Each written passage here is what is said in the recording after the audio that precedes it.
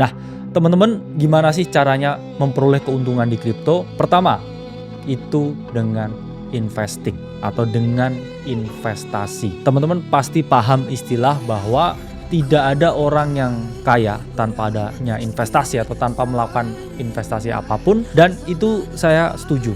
Teman-teman, investasi itu bisa dua, satu investasi yang aktif, dua investasi yang pasif. Contohnya aktif itu apa? Ketika kita berinvestasi, kita juga mencurahkan tenaga dan juga waktu kita di sana. Contohnya apa? Teman-teman bangun kafe, teman-teman misalkan punya tempat pengobatan, itu bentuk dari investasi yang aktif. Teman-teman iya taruh modal iya, tapi teman-teman kerjain juga. Sementara di bagian kedua, investasi pasif yang sifatnya hanya penanaman modal, teman-teman hanya taruh capital teman-teman dan berharap capital itu mengalami yang namanya pertumbuhan nilai.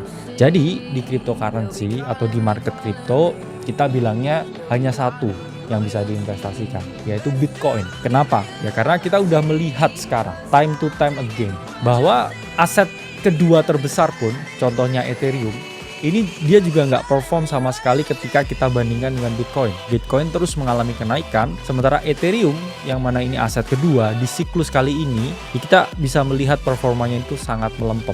Itu menunjukkan bahwa hanya Bitcoin yang teman-teman bisa investasikan untuk jangka waktu yang lama.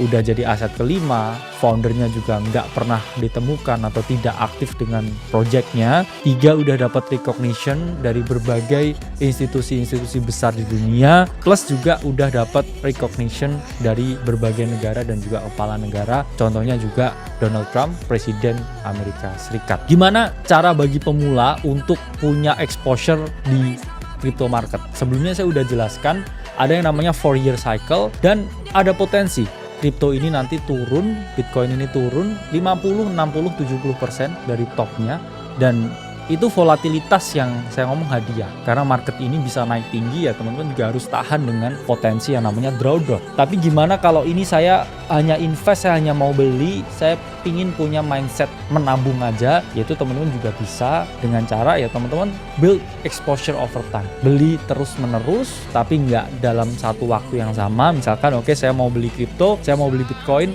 setiap minggu 1 juta atau setiap bulan 10 juta. Itu bisa.